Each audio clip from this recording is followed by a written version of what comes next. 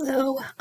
For the Unit 7 assignment, I decided to explore the turn and talk um, option. And I worked along with, because I don't have my students with me anymore, so I worked with my, she's actually a former student, but she's now my clinician. And so we kind of talked about what we would do. And, having been a former student, she could actually give me feedback on some of the things that we have done before. But the turn to talk. So with the online synchronous, we would use like a chat feature. And I was thinking that we could use the just Zoom or Microsoft Teams is what we use a lot for class.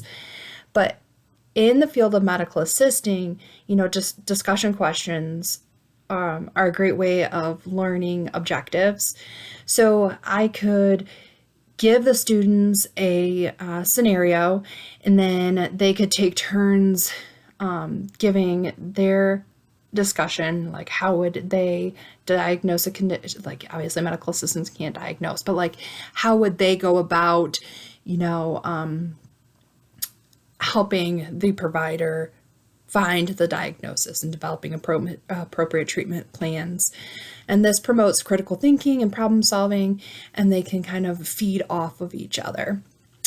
And then with the online portion, I would use something like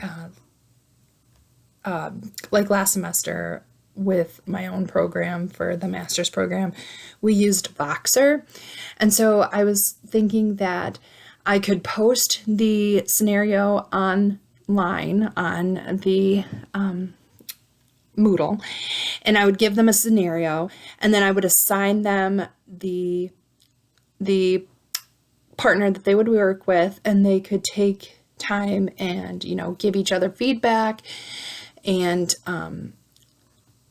do it that way. And then for face-to-face, we actually do this now where they will work with a lab partner and they're given a scenario and they have to critically think about it and see how they would go about, what steps they have to take to help the provider get to a diagnosis. So I think so what I would make sure is, or what I would do differently, I want to make sure that the guidelines are clear, the expectations for the online discussions are, make sure that you're respectful and considerate of your partner's feelings, make sure that it's constructive feedback, provide specific prompts or questions that can help the student focus on their response and foster a more meaningful discussion. And then just to make sure that I have established that structure. But all in all, I think that with the discussions and the active learning, especially for the medical assistants, I think that it's important and it prepares them for their future and how they will interact with not only the patients, but how they will interact with the provider that they're working with or with the manager. So I think that this was a really fun activity, and I think I learned a lot. So thank you.